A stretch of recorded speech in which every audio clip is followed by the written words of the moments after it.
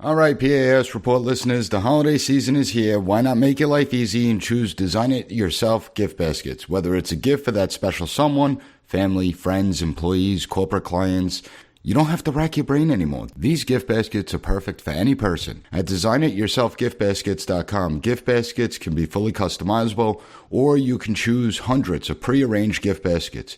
Design It Yourself gift baskets are festive for the holiday season, whether it's Thanksgiving, Christmas, Hanukkah, and you can be sure that these beautifully decorated gift baskets will make anyone feel appreciated. No matter who you're shopping for, go to designityourselfgiftbaskets.com.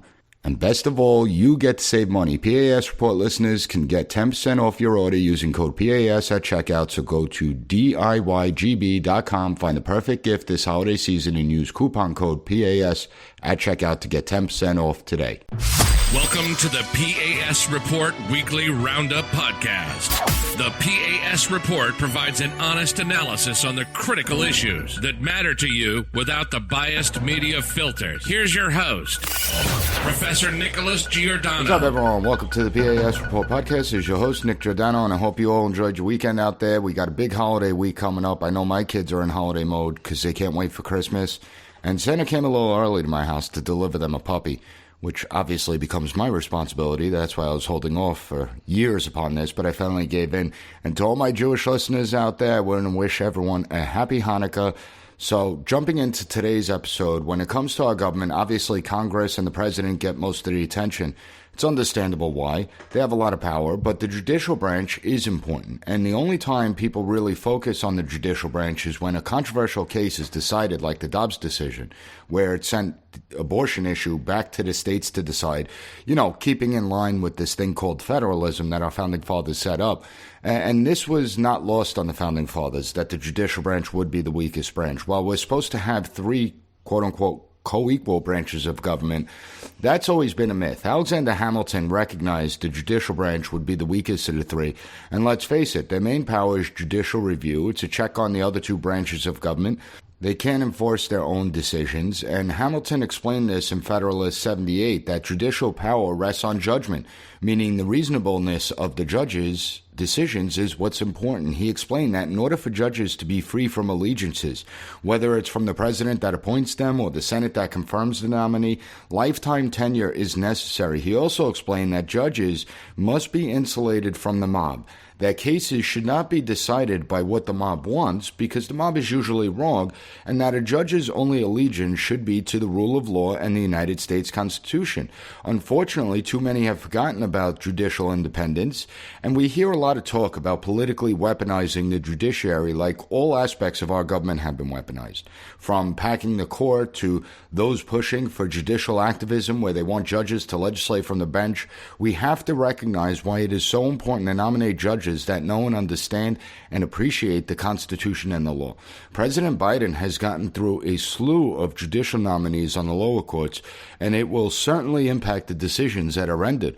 With that in mind, I'm bringing in Mike Davis, founder of the Article 3 Project. Mike understands the judiciary very well, served as Chief Counsel for Nominations in the Senate Judiciary Committee, and I figured he would be a great person to talk to about this issue, as Article 3 Project is pushing back against the radical assaults on judicial independence.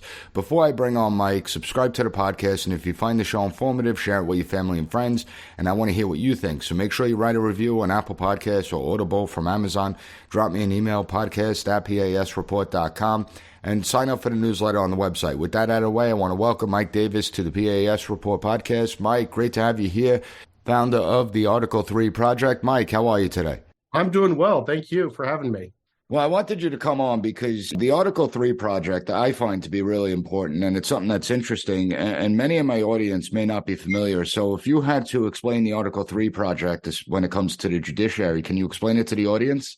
Yeah, so I started the Article 3 Project after I left the Senate Judiciary Committee. I was the Chief Counsel for Nominations to then Chairman Chuck Grassley, and my job was to help confirm President Trump's judicial nominees, including Justice Gorsuch, Justice Kavanaugh, and the lower court judges. So I started the Article 3 Project after I left in 2019 to continue the fight for these judicial nominees from the outside, and we set records. We helped President Trump set records for his confirmation of federal judges. Another big thing that we do is we defend constitutionalist judges when they have to make tough rulings, because they have lifetime tenure, they have pay protection, they're supposed to be insulated from the politics, but they're still humans. And so it's important to be out there defending them. The left is constantly attacking conservative judges, so we want to be able to provide a public defense to what they're doing. And then we also promote the rule of law, and that includes fighting back against the Democrats' assaults on judicial independence, court packing, impeachment, term limits, threatening Supreme Court justices and their families outside of their homes. There's a wide range of things the left is willing to do. Look, the left controlled the judiciary for 90 years, and President Trump transformed that. And it is the last line of defense that is going to protect everyday Americans from tyranny, government overreach, and tyranny. And it's the one thing in the way of the Democrats for their total control over our lives. And it's so important what the federal judges do, and it's important that we defend them. Absolutely. I mean, when we look at the judiciary, Alexander Hamilton did note that this is going to be the weakest branch of government that exists out there, but they're going to be the ones that are almost as the referees to make sure that the separation of powers doesn't get thrown out of whack, to keep in place the checks and balances. And you brought up an interesting point. You know, you talk about the threats against Supreme Court justices, and it's not just coming from far left outfits. It's actually coming from sitting senators like Senator Chuck Schumer that openly threaten that they're going to rue the day that they went against the Democrats and overturned abortion. You have Merrick Garland, who refused to provide any type of protections to the Supreme Court after the Dobbs decision was leaked. And so what does it say about our government when we don't even sit there to protect the judges? Your organization does. I mean, you're trying to defend them, but I'm talking about the government apparatus not even protecting them and almost, encouraging what's going on out there. It is a federal crime, obstruction of justice, under 18 U.S.C. 1507, to protest outside of a Supreme Court justice's or any federal judge's home for the purposes of influencing their decision on a pending case. You do not have a First Amendment right to protest outside of anyone's home, let alone outside of a federal judge's home. That is obstruction of justice. The litigants' due process rights before that judge trump your First Amendment rights to go harass that judge outside of his or her home. And it is a clear violation of federal law. If these were Trump supporters or conservatives outside of a liberal judge's home, Merrick Garland would have sent the full force of the FBI after them already. They'd be prosecuted already, like they did January 6th stuff. Remember? They would be prosecuted. They would be insurrectionists. Absolutely. I mean, remember what happened with Judge Esther Salas. She is a federal judge, district judge appointed by President Obama in New Jersey. And her 20-year-old son, Daniel, was murdered, and her husband, Mark, was seriously wounded in their home while she was there because someone doxed her home address and someone showed up, a madman showed up angry at one of her rulings. That is unacceptable. We could not have federal judges fearful that what the decisions they make could lead to the death of their families or themselves. With Justice Kavanaugh, Merrick Garland knew that these protesters were out there for weeks and didn't do a damn thing. He should have rounded them up and arrested them. And it was just pure luck that Justice Kavanaugh, his wife, Ashley, and their 2 teenage daughters were not assassinated, murdered in their homes. This guy showed up with padded shoes, zip ties, weapons. He was clearly going to kill Justice Kavanaugh and his family, but for the fact that he stopped and made a phone call to his sister. If he had not made that phone call to his sister, we would have seen a much different result that night, and it would have changed the composition of the court. And you have to wonder if you're that reckless as the Attorney General that you're going to let a sitting Supreme Court justice and his family get attacked in their home like that. You have to wonder, how reckless do you need to be before you get to the point where people start to wonder what's your motivation here? Yeah, it is concerning. And when we look at it, the constant talk of packing the Supreme Court, adding seats basically for no other reason besides ideological purposes, making it just another tool of the Democrats. You know, it's all designed to harm the court and to push this idea of judicial activism. Now, as someone that believes in the Constitution, why is judicial restraint so important?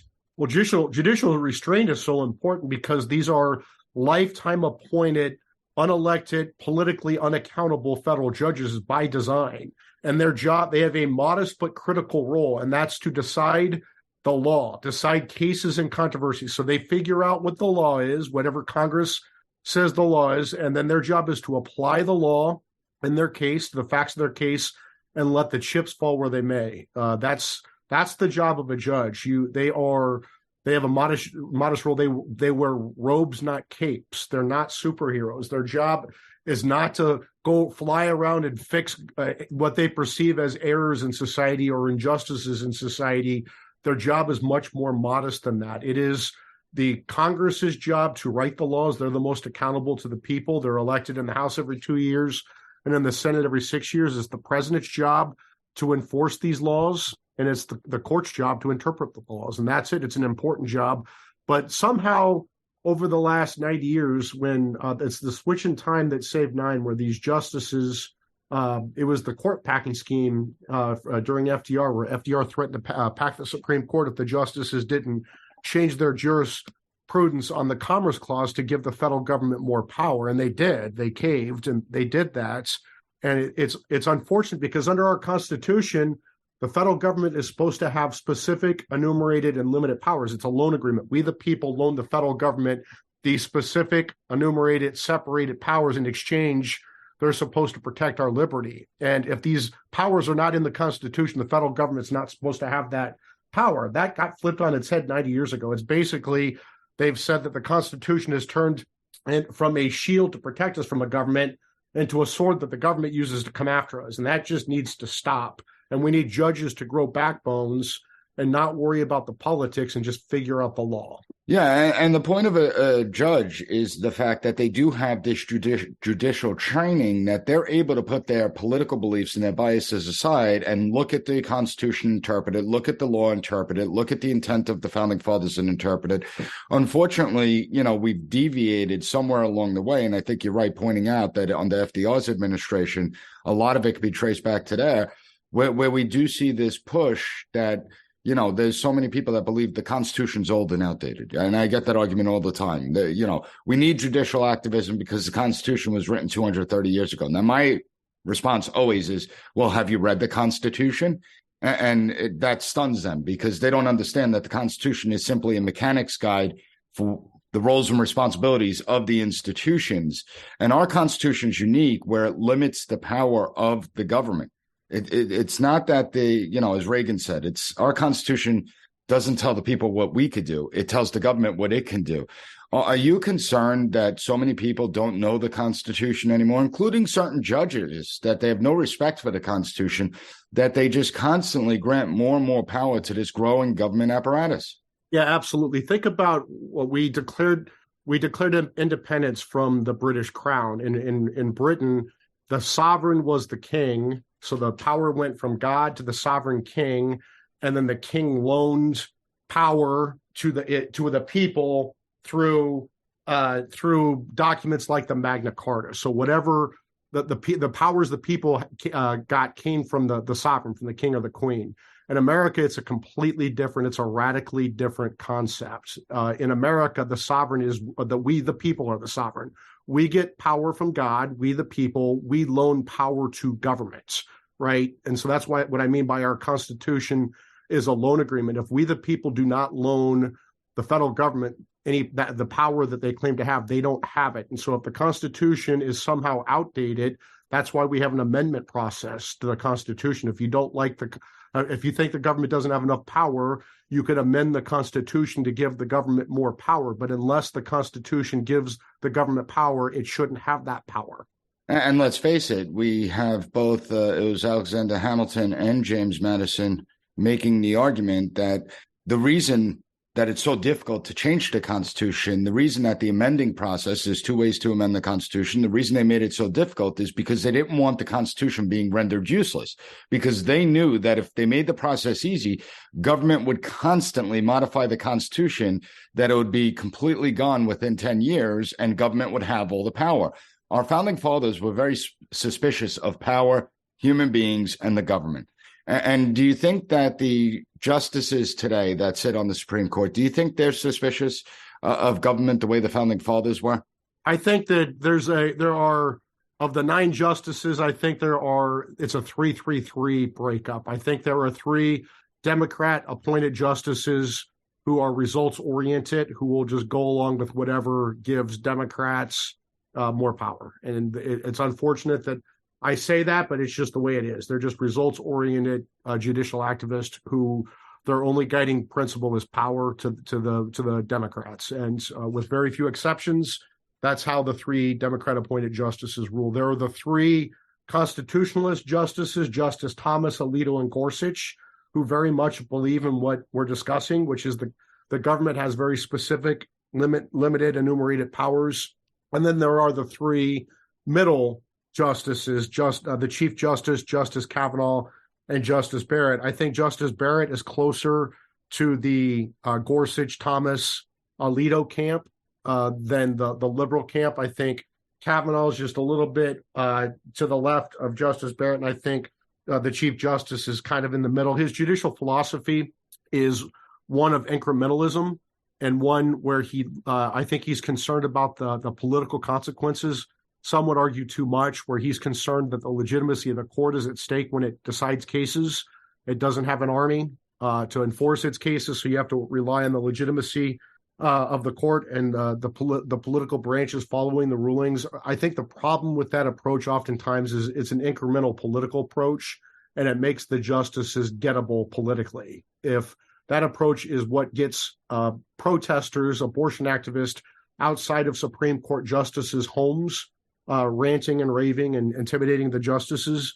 They didn't waste too much time on Gorsuch, Thomas, and Alito's homes because they know they weren't gettable.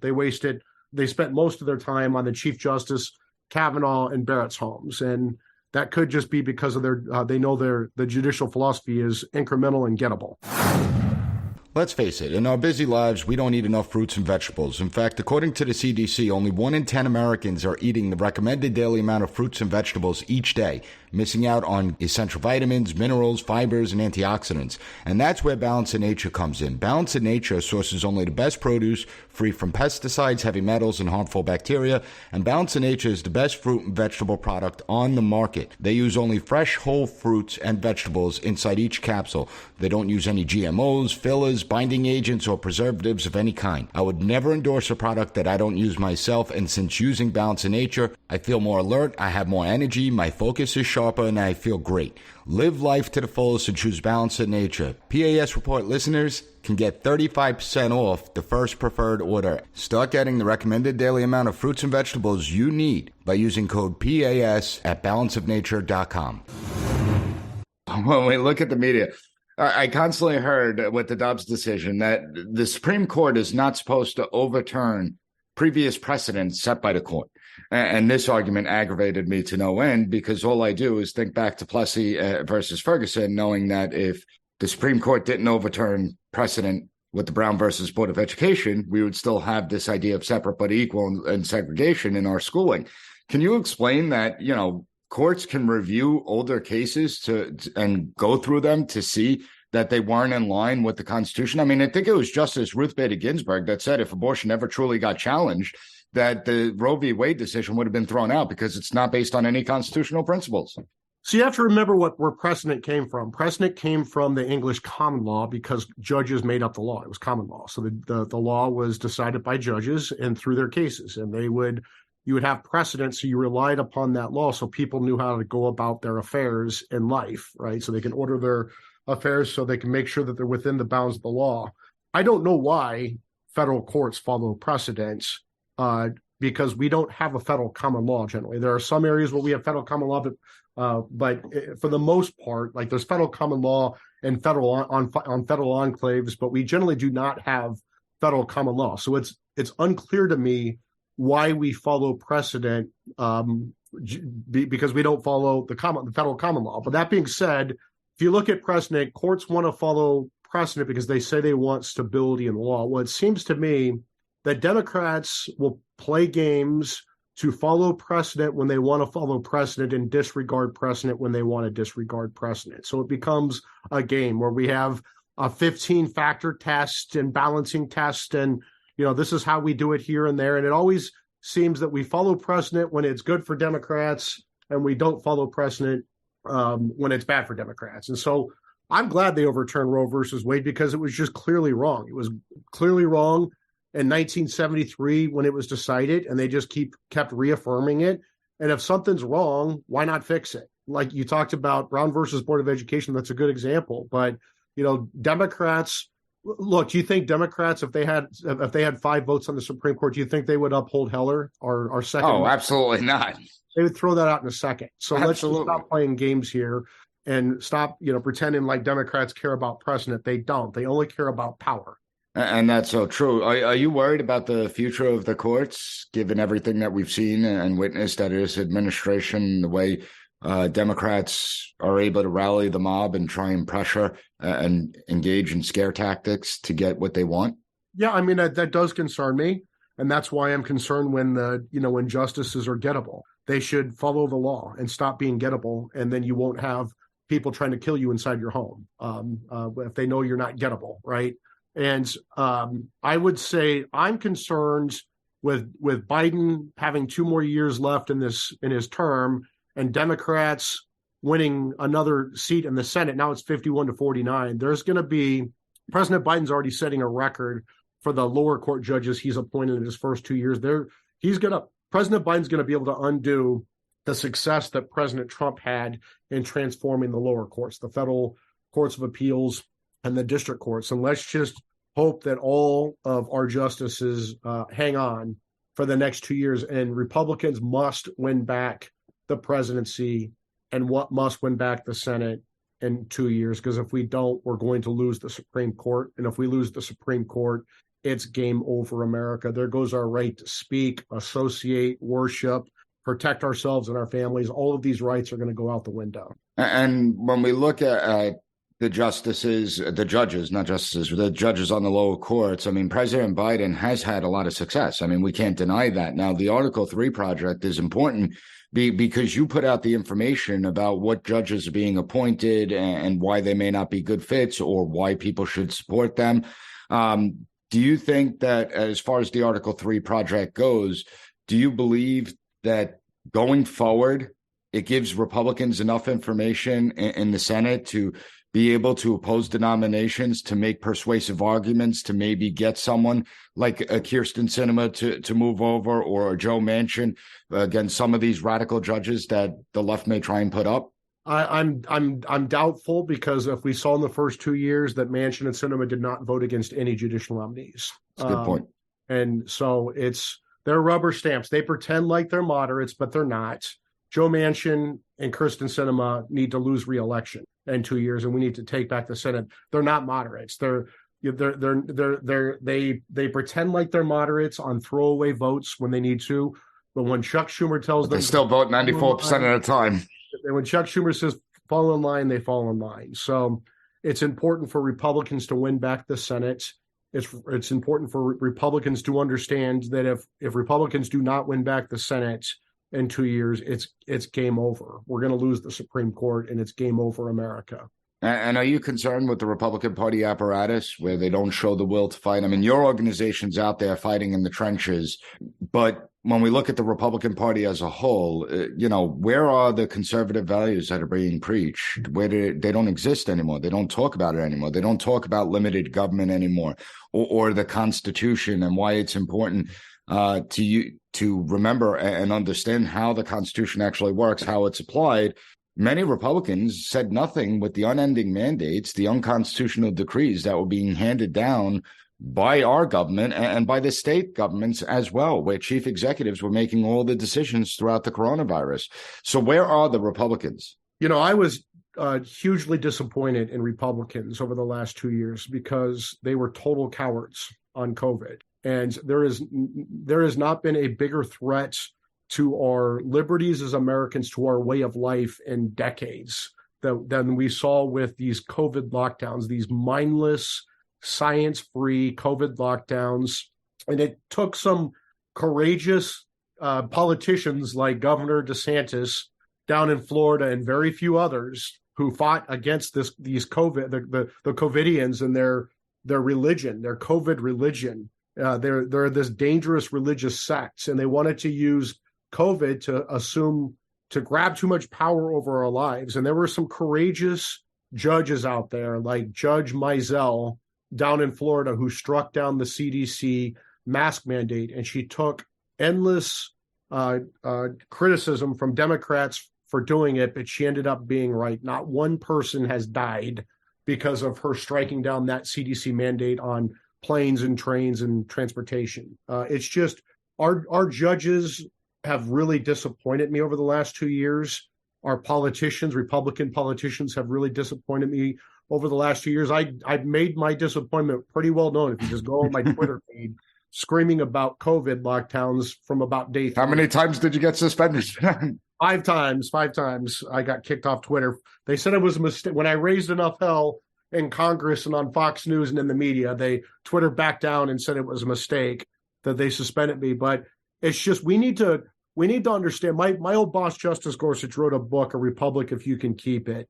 And we really do need to be more engaged as citizens. We can't just sit back and expect things to happen on their own. We can't expect politicians to deliver for us. If we don't get engaged as citizens, we're going to lose our republic. And we saw that very clearly during COVID, when people let this irrational fear of a virus from which 99.9% of us will fully recover, we let that reorder our lives for nearly 2 years. And American citizens need to stop being cowards. Politicians certainly need to stop being cowards. We need to fight back against this stuff. Anytime the government tries to take power, we need to say, what is your reason for doing this? And they better have a damn good reason for what they're doing. And we need to constantly monitor them and keep them in check. We can't just hand power over to Tony Fauci and the CDC and nameless, faceless bureaucrats in Washington, D.C., because they'll take it and they'll never give it back.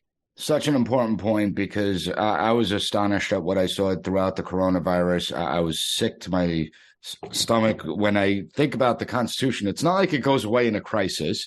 And I warned everyone then that if we set the standard that they could come do this during the COVID pandemic, they're going to do this with every single time there's a surge in anything. And we're seeing it again, right? We're seeing the calls for masking, the flu virus, which has been around thousands of years. We never masked up for. RSV has been around for decades. We never masked up. Now they're coming out again out of woodworks. And as I tell everyone, if you don't abide by a mandate, the mandate goes away. Government recognizes that it doesn't have the power, and they don't try and do it again. But because they were successful at us being so obedient and compliant, they were able to get away with it. Mike, where can everyone find you? Yeah, it's article3project.org, article number 3project.org. I'm on Getter, Twitter, Truth. When I'm not kicked off of Twitter, it's at MRDDMIA, MRDDMIA. That's my initials in Des Moines, Iowa. And it's at Article 3 Project on those 3 sites, at article number 3 Project. And thank you very much for having me on. Yeah, and we're going to have those links up at the P.A.S. Report website, PASreport.com, so everyone check it out at there. Mike, I hope you have a great holiday season. Happy New Year, Merry Christmas, Happy Hanukkah, and I really wish you the best. I think your organization is doing outstanding work, and more people need to pay attention to what's going on out there, because you're right, it is the republic that's at stake. Thank you so much. Great conversation. I hope you all found it informative. Too often the judiciary gets ignored, and while they are the weakest branch of government, there's still a critical component within our system and the system of checks and balances. Check out Article 3 Project. Follow Mike Davis. I have all the links up at the P.A.S. Report website, PASreport.com. As always, share this episode with family, friends, and on social media. And if you find the podcast informative, please leave a review. I want to thank you for joining me, and I'll be back on Wednesday with another great episode of the P.A.S. Report podcast. Thank you for listening to the P.A.S. Report Weekly Roundup Podcast. Have a good one. Bye. Be sure to rate, share, and subscribe to the podcast so you'll never miss an episode. Also, visit PASreport.com and follow us on Twitter at PAS Report.